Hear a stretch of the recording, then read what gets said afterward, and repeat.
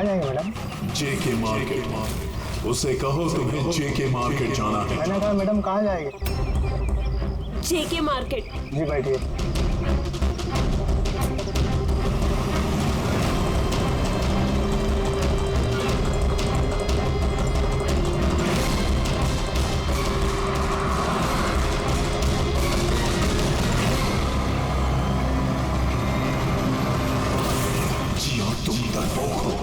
डरपोक हो तुम, कुछ नहीं कर सकती तुम एक नंबर की डरपोक हो। चुप, मैं डरपोक नहीं हूँ और मैं किसी को नहीं मार सकती। मैडम आपने मुझसे कुछ कहा? हाँ? अब नहीं, मैंने कुछ नहीं कहा। नहीं, कुछ नहीं कहा मैंने। मैं कहाँ बात कर रही हूँ?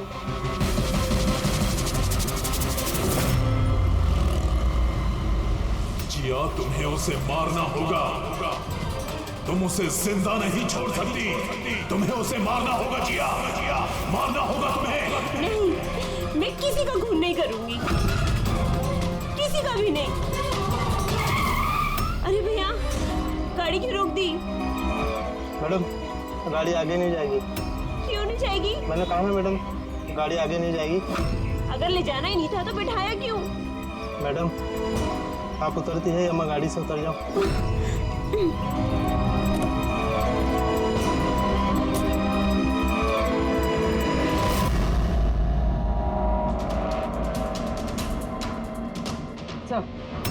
सर, वॉचमैन और पड़ोसी बता रहे थे कि रूपाली यहाँ 3 महीने पहले शिफ्ट हुई थी और अकेली रहती।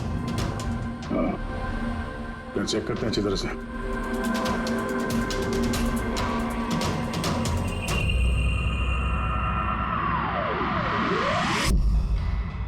ये क्या है?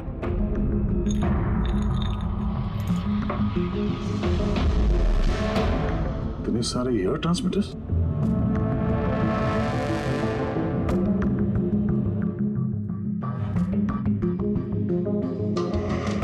डॉक्टर रमन के पेशेंट्स की पूरी डिटेल्स भी है इसमें। ये देखो। सर ये जिया तो वही है जिसके बारे में अभिजीत सर ने हमें बताया था। सर ये रूपाली, ये कहीं किसी की कठपुतली तो नहीं थे? हो सकता है, शायद कोनी को पता चल गया होगा कि हम लोग रूपाली तक पहुंच जाएंगे, इसलिए मार दिया उसे।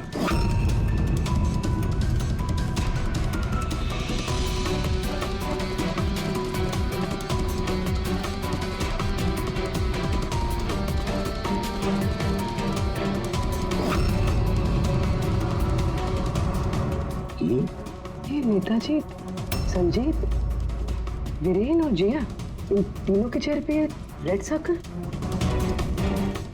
नेताजी के चेहरे पे क्रॉस मारा हुआ। नेताजी तो मारे गए, अब बचे ये वीरेन और ये जिया। मतलब अगला नंबर इनका है।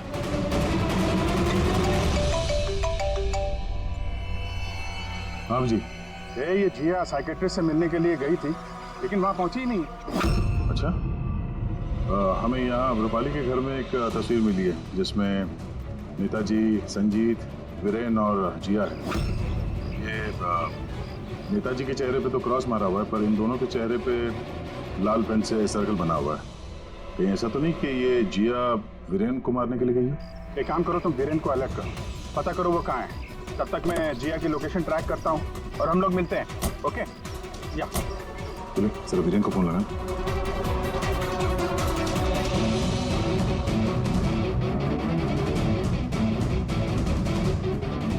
सर वीरेन का फोन तो बंद है।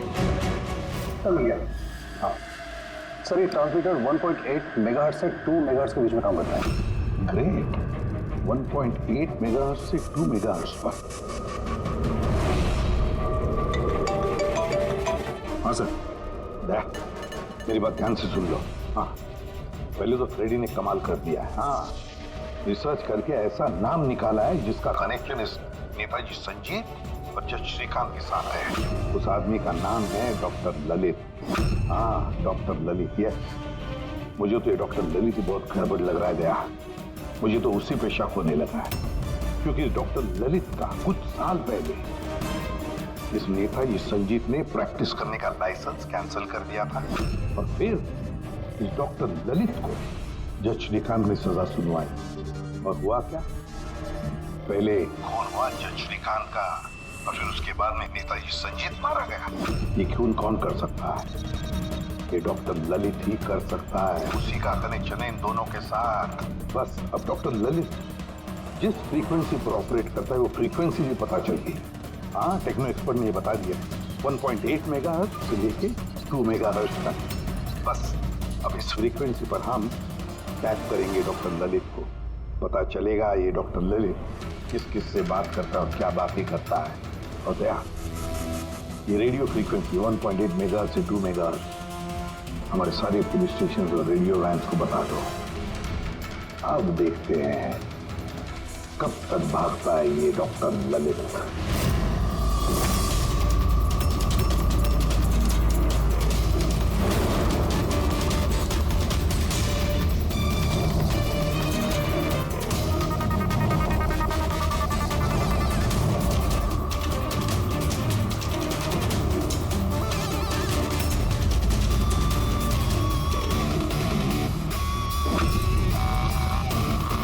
इस फ्रीक्वेंसी पे कोई हरकत नजर नहीं आ रही।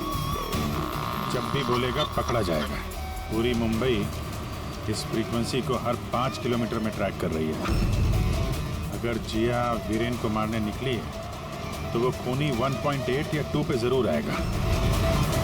तुम कायर हो, कायर। तुम सिर्फ बातें कर सकते हो, सिर्फ बातें। तुम्हें कुछ नहीं आता है। तुम है तो कुछ करो, करो कुछ। तुम्हें मेरी आवाज आ रही है? अगर मेरी आवाज आ रही है तो जैसा मैंने कहा है तुम्हें करना होगा। मार दो उसे। मेरा कहा मानो और जो मैंने कहा है वो करो तो करो। मार दो उसे। योर ऑनर, सारे गवाह और सबूत यही साबित कर रहे हैं कि खून प्रीतिका ने ही किए हैं। नहीं जज साहब, ये सब झूठ है। झूठ तो आप बोल रही हैं प्रीतिका जी, खून आप ही ने किए हैं। नहीं जज साहब, मैं बेकसूर हूँ जज साहब, निर्दोष हूँ मैं। Your honour, your honour. हाँ मैं सुन रहा हूँ, बोलो क्या कहना है तुम्हें? योर ऑनर, मेरे फाजिल दोस्त नीलेश जी के पास अपने डिफेंस में पेश करने के लिए कुछ है ही नहीं। कोर्ट का कीमती वक्त जाया न किया जाए। योर ऑनर, कोर्ट का वक्त बेशक कीमती है, लेकिन उससे भी कहीं ज्यादा कीमती है एक बेकसूर इंसान की जिंदगी। मैं ये साबित कर दूंगा। मेरा कहा मानो और जो मैंने कहा है वो करो। ऑर्डर। फैसला सुनाने से पहले अदालत 2 घंटे के लिए स्थगित की जाती है। That's all.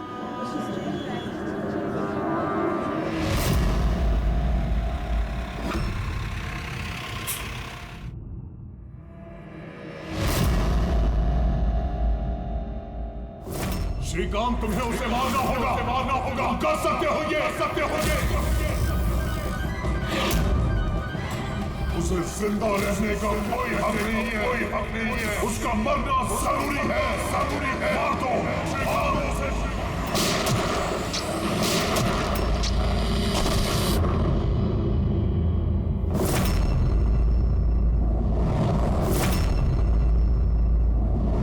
इन लोगों का कहना है कि प्रीतिका यहाँ पर थी जब जज श्रीकांत यहाँ पर आए और उन्होंने उस पर गोली चलाई। उसके बाद वो यहाँ पर आकर खुद को गोली मार दी। उस वक्त मतलब जब ये सब हो रहा था उस वक्त यहाँ पर जो लोग थे वो कहाँ है? वो लोग कोर्ट रूम में।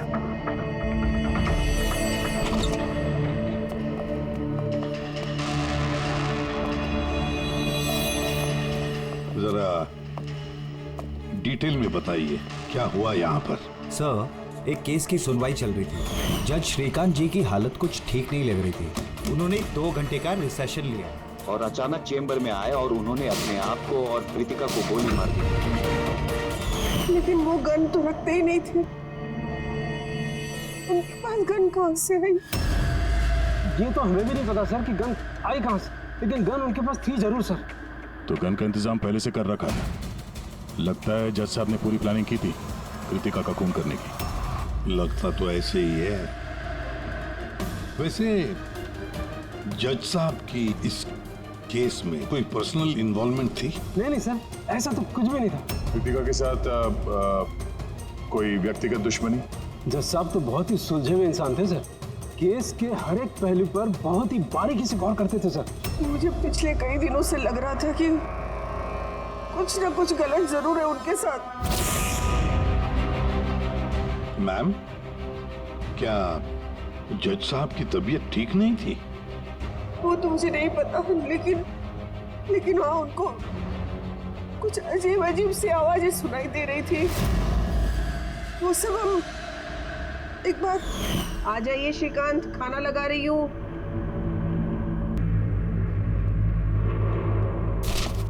इन पड़ोसियों की जुबान पे लगा भी नहीं, जब देखो अनाप शनाप बकते रहते हैं।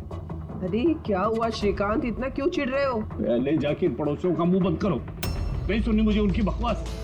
कैसी बातें कर रहे हो श्रीकांत?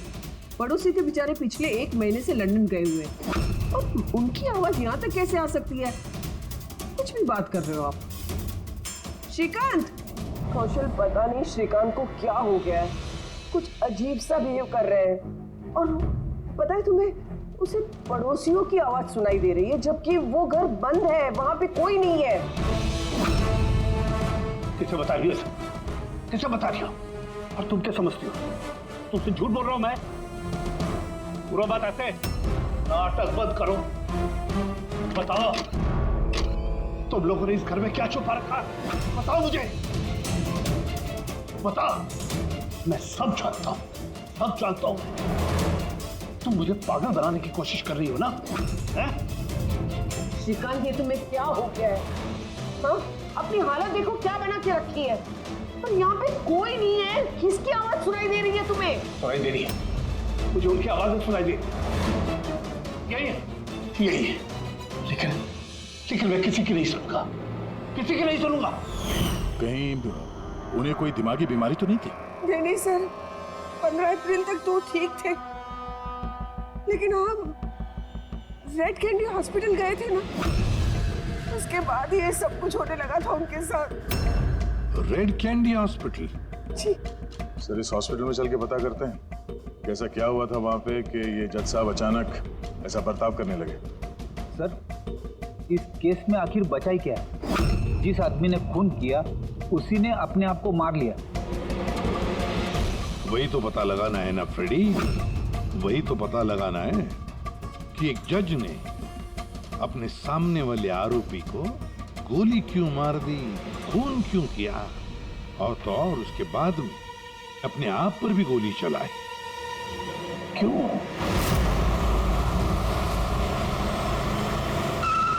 हॉस्पिटल अथॉरिटी ने बताया कि जज श्रीकांत यहाँ पे साइकेट्रिक ट्रीटमेंट के लिए नहीं बल्कि डेंटिस्ट से मिलने के लिए आए थे। कौन है डेंटिस्ट? कौन है? Sir, doctor Raman. Hello sir, बताइए मैं आपकी क्या मदद कर सकता हूँ? फिलहाल तो आप डॉक्टर रमन को बुलाइए और उनके असिस्टेंट को भी। डॉक्टर रमन, 15 अप्रैल को जज श्रीकांत आपसे मिलने आए थे ना यहाँ? जी हाँ सर, लेकिन सर उनकी मौत से मेरा क्या लेना देना? मुझसे सवाल क्यों? देखिए, हम बस ये जानना चाहते हैं, जब वो आपसे मिले थे तो वो दिमागी तौर से बीमार लग रहे थे? नो सर, मुझे तो ऐसा कुछ नहीं लगा। सर, उनको दिमाग की कोई बीमारी नहीं है और 9 साल से डॉक्टर रमन के पेशेंट है वो। 9 साल से? मतलब आप लोग उसके बारे में बहुत कुछ जानते होंगे। बहुत कुछ नहीं सर, सब कुछ। कुछ और क्या जानते हैं, जरा बता सकते हैं? सर, अभी बताने के लिए तो सिर्फ इतना ही है कि वो बहुत शॉर्ट टेम्पर्ड थे, बहुत जल्दी उन्हें गुस्सा आ जाता था, but he was not delusional। अगर उन्हें कोई दिमागी बीमारी नहीं थी तो फिर उन्हें वो आवाजें क्यों सुनाई दे रही थी? क्या हुआ क्या था उन्हें? पर सर, आप इसमें मेडिकल एक्सप्लेनेशन क्यों ढूंढ रहे हैं? हम लोग इतने मेडिकल एक्सप्लेनेशन क्यों ढूंढ रहे हैं? दया, कोई भी आम इंसान ऐसे ही अचानक से उठकर किसी पर गोली चलाता है, क्या ये नॉर्मल हो सकता है? नहीं, कुछ ना कुछ तो गड़बड़ जरूर है, कुछ तो हुआ है, पर क्या?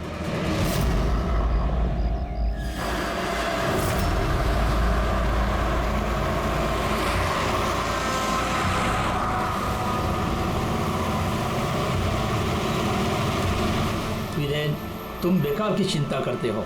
धनंजय की सिक्योरिटी टीम हमारे साथ है, हम सुरक्षित पहुंच जाएंगे।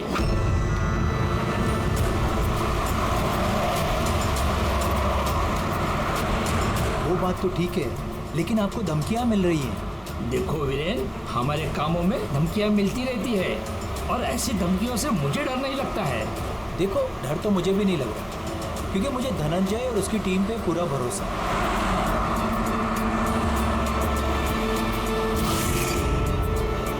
सर, हमने हॉल के 500 मीटर तक लोगों के जाने पर रोक लगा दी है और हर जगह सीसीटीवी से निगरानी की जा रही है। ये बहुत आसान है धनंजय, कायर मत बनो। हम जानते हैं इस काम को तुम पूरा करोगे, वो भी अपने हाथों से। तुम सुन रहे हो ना धनंजय, तुम बुज़दिल नहीं हो तुम बुज़दिल। कायर मत बनो, इस काम को तुम पूरा करोगे। सर, क्या बता रहे थे तुम ब्लॉक बी के अरेंजमेंट के बारे में? सर, मैं ब्लॉक बी के बारे में बात नहीं कर रहा था। सर, आप ठीक है ना? आपकी तबीयत कुछ खराब लग रही है। मेरी तबीयत ठीक है, मैं ठीक हूँ।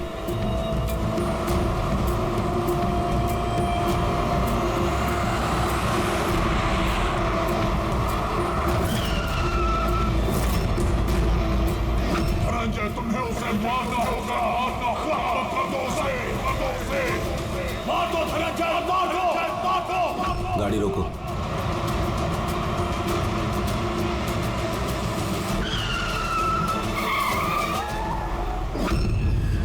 ये इसने गाड़ी क्यों रोक दी?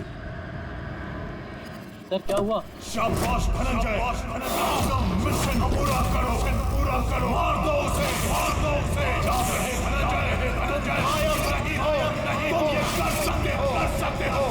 धनंजय यहाँ क्यों आ रहा है? गोली मार दो।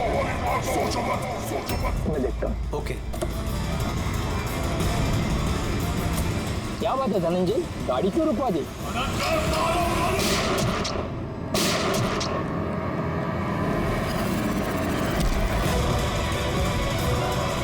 ओह माय गॉड! संजीत जी, आपको क्या हो गया? धनंजय, ये क्या कर दिया तुमने?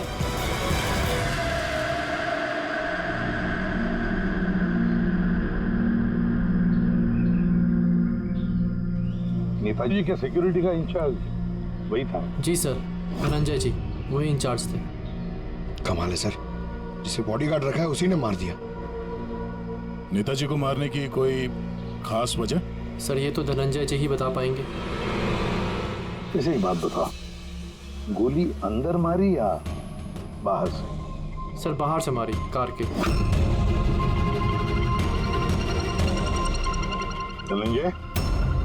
धनंजय, सदमे में लगता है सर। तुम लोग क्या कर रहे थे?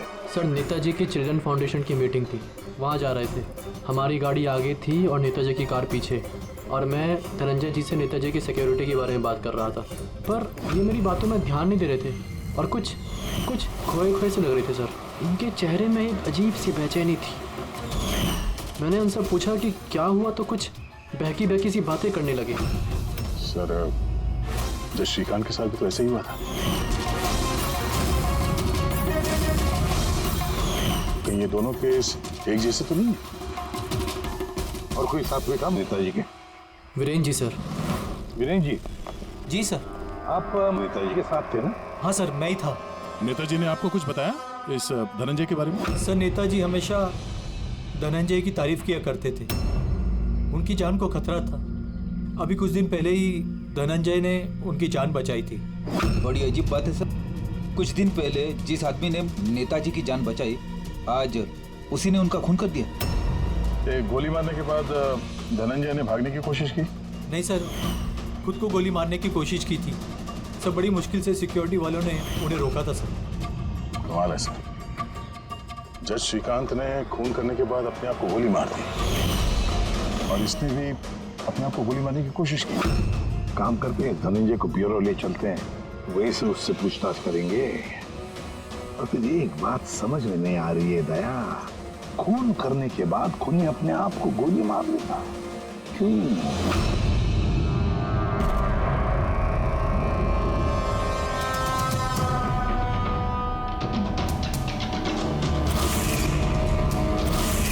बस, डॉक्टर बीना, ये क्रिमिनल साइकोलॉजी में रिसर्च कर रही है। हाँ, इन्हें दोनों केस के बारे में बता दिया? Yes boss.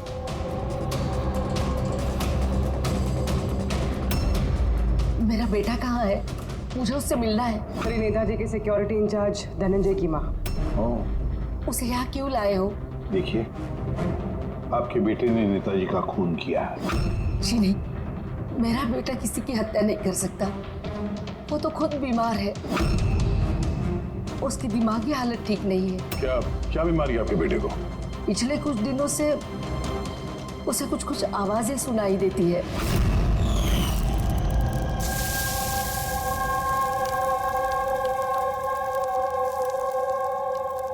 धनंजय, क्या बात है बेटा? बड़े परेशान लग रहे हो। ऑफिस में कोई प्रॉब्लम है क्या? कोई टेंशन? 2 दिनों से तुम मेरे साथ भी ठीक से बात नहीं कर रहे हो। कोई तो है यहाँ। सुनो ना, मैं तुम्हारी फेवरेट सब्जी बना रही हूँ, पालक की। इस घर में कोई तो है जो मुझसे बात कर रहा है। अरे मैं ही तो बड़बड़ा रही हूँ, दूसरा कौन बात करेगा घर में? कोई तो है हमारे अलावा इस घर में जो मुझसे बात कर रहा है। माँ, माँ, कोई तो है इस घर में हमारे अलावा। माँ, मुझे अजीब सी आवाजें सुनाई दे रही हैं। कोई मुझसे बात कर रहा है। हम दोनों के सिवा कोई नहीं है बेटा घर में। कोई है जो मुझसे बातें कर। बंद हो गई आवाज, फिर से आ रही है। कोई तो है माँ। कोई नहीं है, कोई नहीं। अरे कोई तो है माँ यहाँ पर। कोई नहीं है बेटा, तुम यहाँ आ जाओ। लगता है तुम्हारी तबीयत ठीक नहीं है, हमें डॉक्टर के पास जाना चाहिए। लेकिन ऐसा तो स्किज़ोफ्रेनिया में होता है। स्किज़ोफ्रेनिया? हाँ, जैसे कि आप सभी लोग जानते हैं कि स्किज़ोफ्रेनिया एक मानसिक बीमारी होती है। ऐसे में पेशेंट को बहुत सारी आवाजें सुनाई देती हैं। लोग ना होने के बावजूद भी दिखाई देते हैं और पेशेंट अपने आप को मारने की कोशिश भी करता है। क्या आप मुझे बताएंगे कि इन दोनों पेशेंट की उम्र क्या थी? श्रीकांत जी की उम्र 50 साल और धनंजय 42 साल का। लेकिन इस उम्र में स्किज़ोफ्रेनिया नहीं होता। क्या मैं उनसे मिल सकती हूँ? मुझे पेशेंट से बात करनी है। हाँ बिल्कुल, पूरी।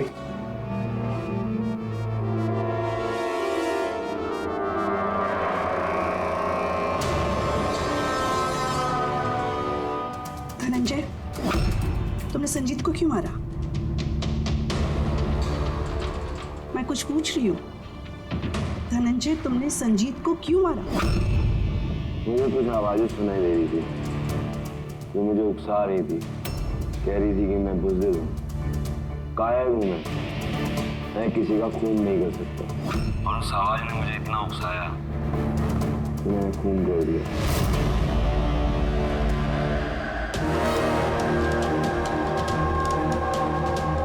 और ये तुम्हारा गाल? ये गाल क्यों सूजा हुआ है? मेरे दांत में इन्फेक्शन है। जज श्रीकांत, उनके दांत में भी इन्फेक्शन था सर? मेरे बेटे के भी दांत के इलाज के बाद ही उसकी तबीयत खराब रहने लगी। क्या? दांतों का इलाज करवाया, उसके बाद में तबीयत खराब हो गई? किस डेंटिस्ट के पास इलाज करवा रहा था? Doctor Raman, red candy hospital. Red candy hospital गए थे ना, उसके बाद ये सब कुछ होने लगा था उनके साथ। है ना बड़ा अजीब कोइंसिडेंस। धनंजय और श्रीकांत दोनों का भी दांत का प्रॉब्लम है, दोनों का डेंटिस्ट भी एक, और ट्रीटमेंट के बाद दोनों की तबीयत भी बिगड़ जाती है। ये कैसा कोइंसिडेंस? गड़बड़ है, बहुत बड़ी गड़बड़ है। इस धनंजय और जज श्रीकांत के दांतों का एक्सरे निकलवाओ, पता तो चले सारा चक्कर है क्या।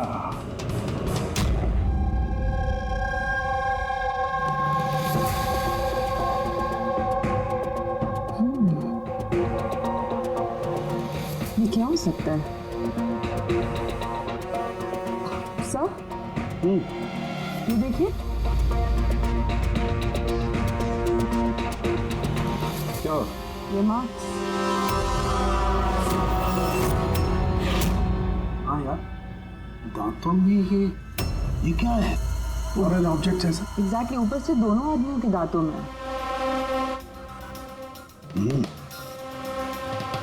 दोनों आदमियों के दांतों में कुछ फॉरेन बॉडी जैसा कुछ। क्या हो सकता?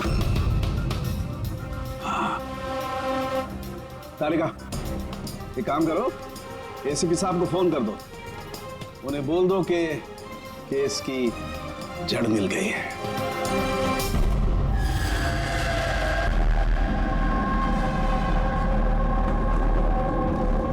ये देखो बॉस, दोनों के दांतों में इस तरीके की चिप।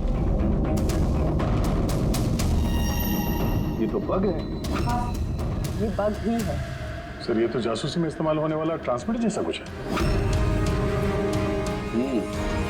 बॉस, इसके जरिए ही श्रीकांत और धनंजय को वो आवाजें सुनाई देती थी। तो ये चिप ट्रिगर का काम कर रही थी। इसी के जरिए वो उकसाने वाली आवाजें उनके कानों तक पहुंच रही थी और वो लोग किसी की जान तक लेने को मजबूर हो गए। मुझे तो लगता है ये काम डॉक्टर रमन का ही है। उन्होंने ही दांतों की ट्रीटमेंट की थी। पूछताछ करनी पड़ेगी डॉक्टर रमन से और एक एक्सपर्ट को भी बुला, ट्रांसमीटर के बारे में पूरी जानकारी लेते हैं उससे। डॉक्टर रमन, दांत में ट्रांसमीटर लगाने का काम कब से शुरू कर दिया आपने? ट्रांसमीटर? हाँ। किस ट्रांसमीटर की बात कर रहे हैं आप सर? उसी ट्रांसमीटर की बात कर रहे हैं जो जज श्रीकांत और सिक्योरिटी ऑफिसर धनंजय के दांत में फिट किया गया था। देखिए, मेरा यकीन कीजिए, मैंने कोई ट्रांसमीटर नहीं लगाया है। ये क्या बकवास कर रहे हैं आप? डॉक्टर साहब, दांतों में ट्रांसमीटर क्यों लगवाएंगे? सर आप हमारे हॉस्पिटल को बर्बाद करने पे तुले हैं। डॉक्टर रमन हमारे हॉस्पिटल के जिम्मेदार डॉक्टर हैं सर। ये इस तरह का काम हरगिज नहीं कर सकते। और इस तरह का काम यहाँ पे हुआ तो है। हमें श्रीकांत और धनंजय के दांत से ये ट्रांसमीटर मिला है और इन्हीं ट्रांसमीटर्स की वजह से वो दोनों भी सिजोफ्रेनिक बन गए। सर वो दोनों मेरे बहुत पुराने पेशेंट हैं। श्रीकांत 9 साल और धनंजय 2 साल। सर भला मैं अपने पेशेंट के साथ ऐसा क्यों करूं? ये तो आप बताइए ना, क्यों लगाया ट्रांसमीटर? मेरा यकीन कीजिए, मैंने कोई ट्रांसमीटर नहीं लगाया। क्योंकि डॉक्टर रमन के पास ट्रांसमीटर बनाने और उससे मोलार इम्प्लांट्स की ट्रेनिंग ही नहीं है। ये सिर्फ डॉक्टर हैं, दांतों के अच्छे डॉक्टर। और सर हम यहाँ पे दांत लगाते हैं, बनाते नहीं। दांत तो बाहर से ऑर्डर देने पे आता है। कहाँ से ऑर्डर करते हैं आप ये दांत? डेंजा बायोकेयर। डेंजा बायोकेयर।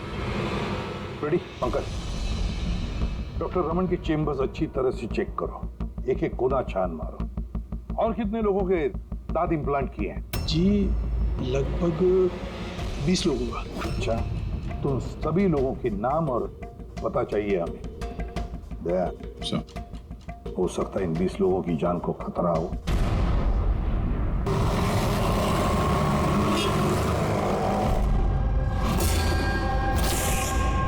कुछ समझ में आ रहा है? हाँ सर, कुछ समझ में आ रहा है। यही कि ये ट्रांसमीटर जितना छोटा है उतना ही पावरफुल है। कितनी रेंज है इसकी? सर इसकी रेंज यही कोई 15 से 20 मीटर है। यानी अगर इस ट्रांसमीटर से किसी को कम्युनिकेट करना है तो उसे 15 से 20 मीटर के दायरे में रहना होगा। इसकी फ्रीक्वेंसी हम लोग ट्रैक कर सकते हैं? बिल्कुल ट्रैक कर सकते हैं, लेकिन उसके लिए हमें पहले ये जानना होगा कि ये ट्रांसमीटर कितने हर्ट्ज पे काम करता है। तो पता लगाओ कितने हर्ट्ज पे काम करता है ये, क्योंकि फ्रीक्वेंसी हमारे लिए बहुत जरूरी है। जहाँ पर ये फ्रीक्वेंसी एक्टिव होगी वहीं पर हमारा खोज ही होगा। ठीक है सर, आप थोड़ा सा वक्त दे दीजिए, मैं जल्दी पता लगाने की कोशिश करता हूँ। ठीक है। ये कहानी आके रुक जाती डॉक्टर रमन के नाम पर। सारा का सारा शब्द डॉक्टर रमन पे ही है। लेकिन सर वो अपने पुराने पेशेंट का खून क्यों करेगा? हाँ सर, हॉस्पिटल एडमिनिस्ट्रेटर बता रहा था कि ऐसा ट्रांसमीटर बनाने की काबिलियत डॉक्टर रमन में नहीं है। तो शक के घेरे में तो ये कविता और वीरेन भी है। हो सकता है इनमें से किसी ने मारा। हो सकता है, बिल्कुल हो सकता है, लेकिन ये जो भी है वो 15 और 20 मीटर के दायरे में ही काम कर रहा है। जो 20 लोगों के बारे में क्या पता चला? नहीं सर, उनका आपस में कोई कनेक्शन नहीं है। यहाँ तक कि श्रीकांत और धनंजय ये भी एक दूसरे को नहीं जानते। फिर भी अभी उन 20 लोगों से जाकर मिलो, उनसे पूछो क्या उनके साथ भी वैसे हो रहा था जैसे धनंजय और श्रीकांत के साथ हो रहा था क्या? और एक बात, लॉर्ड चेम्बर और चेंबूर, पता लगा वहां पर कितने सेलफोन एक्टिव थे उस खून के दौरान। और देख, उस दांत बनाने वाली कंपनी में जाकर पूछताछ करो, देखो कौन हो सकता है जो दांत में ट्रांसमीटर फिट कर सकता है।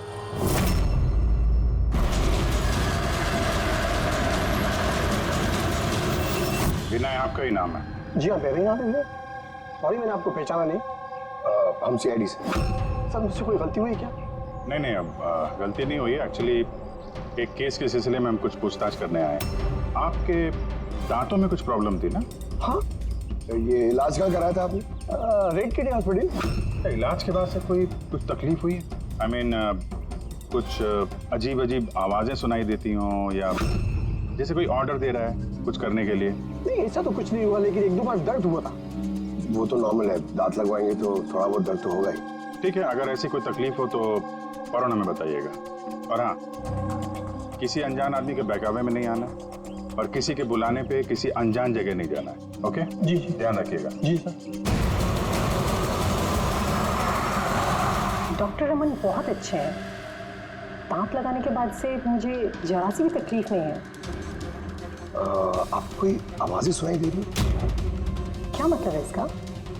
नहीं, जिन जिन लोगों को भी डॉक्टर रमन ने दांत लगाए हैं उनमें से कुछ लोगों को अजीब सी आवाजें सुनाई दे रही हैं। मेरे साथ तो ऐसा कुछ भी नहीं हुआ है। अच्छा, अगर ऐसा कुछ भी हो आपके साथ तो आप हमें प्लीज इन्फॉर्म करिएगा। या श्योर। आप लोग यहाँ पे दांत बनाते हो या मिनिएचर ट्रांसमीटर? क्या मतलब सर? मतलब ये कि यहाँ पे दांतों में ट्रांसमीटर फिट किए जाते हैं, खून करने की साजिश रची जाती है यहाँ पे। हा? नहीं सर, आप लोगों को गलतफहमी हो गई है। हम इस तरह के इलीगल काम नहीं करते हैं। इलीगल काम हुआ है यहाँ पे। ये देखिए, रेड कैंडी हॉस्पिटल में आप लोगों ने ही दांत भेजे थे ना? जी हाँ मैडम। उसके अंदर ट्रांसमीटर फिट किए गए थे। जज श्रीकांत और सिक्योरिटी ऑफिसर धनंजय, उनके दांत यहीं पे बने थे ना? एक मिनट से मैं चेक करता हूँ।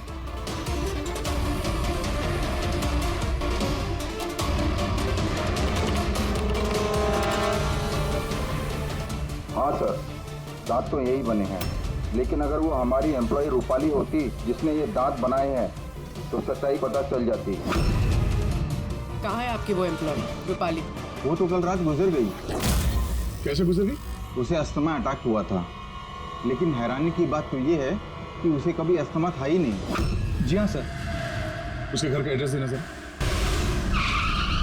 दांत कब लगवाया आपने? सर 2 महीने हो गए। कोई प्रॉब्लम हुई आपको? नहीं, कोई प्रॉब्लम नहीं सर, जब से दांत लगाया सब ठीक है सर।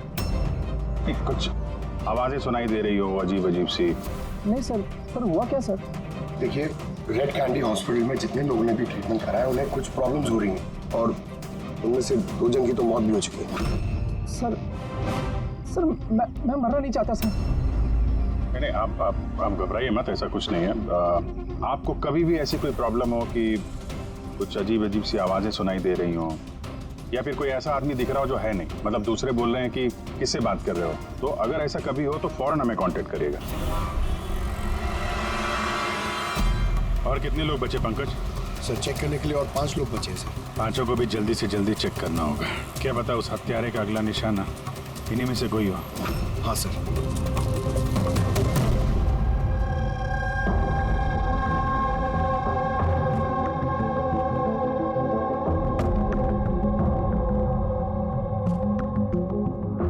भाई पता चला कि नहीं कुछ? सर मैं ऑलमोस्ट पहुंच गया, बस थोड़ी सी देर और सर। जज श्रीकांत और संजीत का संबंध है सर। अच्छा, कैसा संबंध? सर ये केस फाइल देखिए। 2009 में एक डॉक्टर रिसर्च कर रहे थे, लेकिन उसकी ग्रांट नेताजी संजीत ने कैंसिल कर दी। और इस डॉक्टर का प्रैक्टिस करने का लाइसेंस कैंसिल किया नेताजी संजीत ने, और उसे सजा सुनवाई जज श्रीकांत। नाम है डॉक्टर ललित। सर ये डॉक्टर ललित है कौन?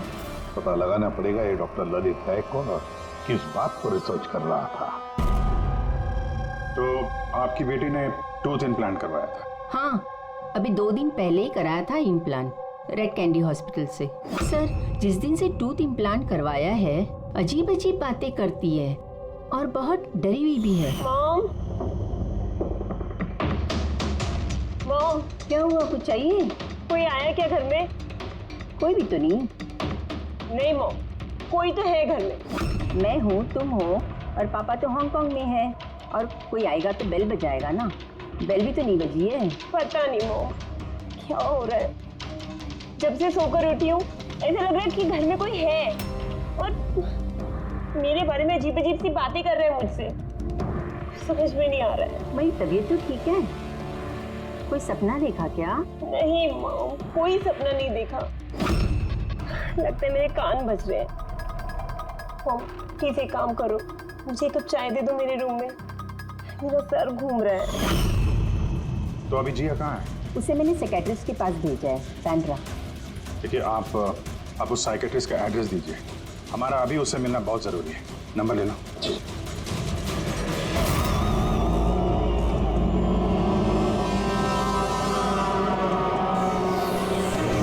जाओ जिया, अपने काम को अंजाम दो।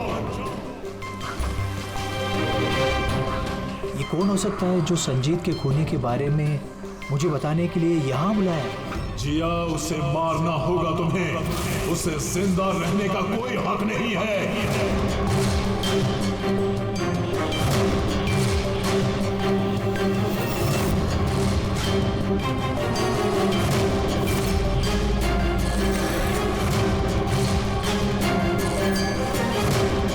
ज्यादा सोचो मत, मार दो जिया, उसे मार दो, उसे जिंदा रहने का कोई हक नहीं है। उसकी तरफ देखो, पहचानो उसे, वो तुम्हारे सामने है।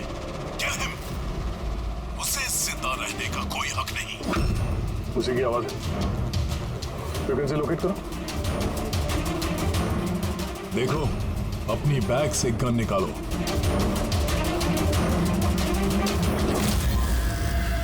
जिया, तुम कायर नहीं हो। Shoot him, shoot him. Location क्या बता रहा है? सर, जेडी मार्केट मरोल दिखा रहा है।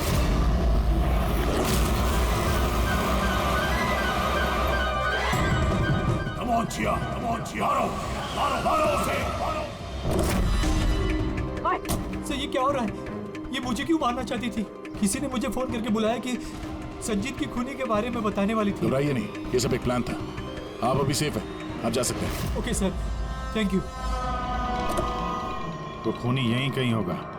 भीड़ में मिक्सअप हो गया है। सिग्नल यहीं है, देखते हैं।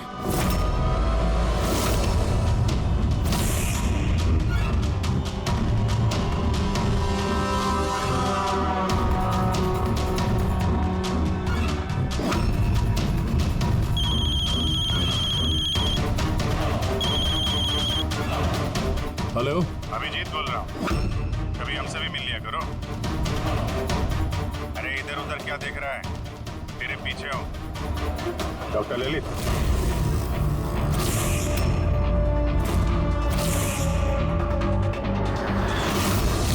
हॉस्पिटल के एडमिनिस्ट्रेटर पवन।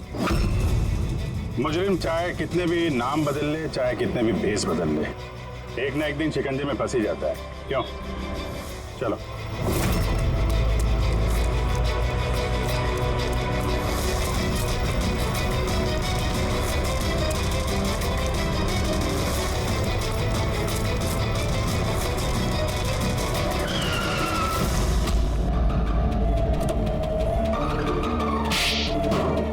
जज श्रीकांत और नेताजी संजीत, इन लोगों का खून क्यों करवाया तुमने? से बदला लेना चाहता था। बदला? लोगों ने मेरी जिंदगी बर्बाद कर दी थी। कैसा बदला? मैं एक होनहार डॉक्टर हूँ। मैं स्किज़ोफ्रेनिया नाम की बीमारी पर उसके ट्रीटमेंट के लिए एक्सपेरिमेंट कर रहा था, वो भी वर्थलेस लोगों पर। मेरी असिस्टेंट जिया ने एचओडी वीरेन को कंप्लेन कर दी और एचओडी वीरेन ने नेताजी संजीत से मेरी ऑफिशियल कंप्लेंट कर दी। और नेताजी संजीत ने तुम्हारा ये एक्सपेरिमेंट रुकवा दिया? हाँ, मेरा प्रोजेक्ट बीच में रुक गया। तो फिर जेल किस लिए गए थे तुम? मेरी लापरवाही की वजह से एक आदमी की मौत हो गई थी। जज श्रीकांत ने मुझे बिना कुछ सोचे समझे 10 साल की सजा दे दी। मेरा डॉक्टर होने का रुतबा छीन गया मुझसे। तो इन लोगों को मार के अपना खोया हुआ रुतबा हासिल कर रहे थे तुम। रमन और रूपाली, इन दोनों का क्या इन्वॉल्वमेंट था? जेल से बाहर आने के बाद मैंने अपने दुश्मनों को ट्रैक करना शुरू कर दिया। मैं उनके अंदर एक डिवाइस फिट करना चाहता था जिससे उनको कुछ पता ना लगे। डॉक्टर रमन और रूपाली मेरी इसमें मदद कर रहे थे। उन लोगों ने कैसी मदद की?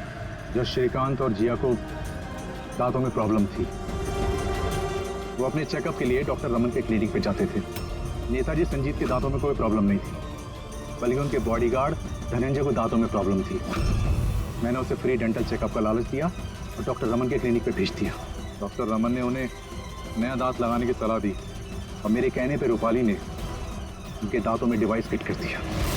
और रूपाली ये सब करने के लिए मान गई? हाँ, क्योंकि मैं रूपाली से प्यार करता था। हम दोनों ने मिलकर एक डेंटल क्लिनिक खोला था। रूपाली इस काम में मेरी मदद कर रही थी। तो फिर उसका खून क्यों किया तुमने? क्योंकि जब श्रीकांत और नेताजी के मरने से आप उस तक पहुंच जाते और वो मेरा नाम ले देती, इसलिए मैंने उसे हमेशा हमेशा के लिए चुप करा दिया। फिर बदला लेने के लिए क्या कुछ नहीं किया तुमने? इतनी सफाई से खून किए तो फायदा क्या हुआ? आखिर में पकड़े गए ना? मेरा मिशन किसी को मारना नहीं था सर, मैं बस अपने आप को जीनियस साबित करना चाहता था। मैं चलते फिरते इंसानों को प्यार बना सकता। अगर यही दिमाग किसी अच्छे काम में लगाते तो आज मुजरिम नहीं बनते और जिंदगी भर जेल की सलाखों के पीछे सड़ते नहीं।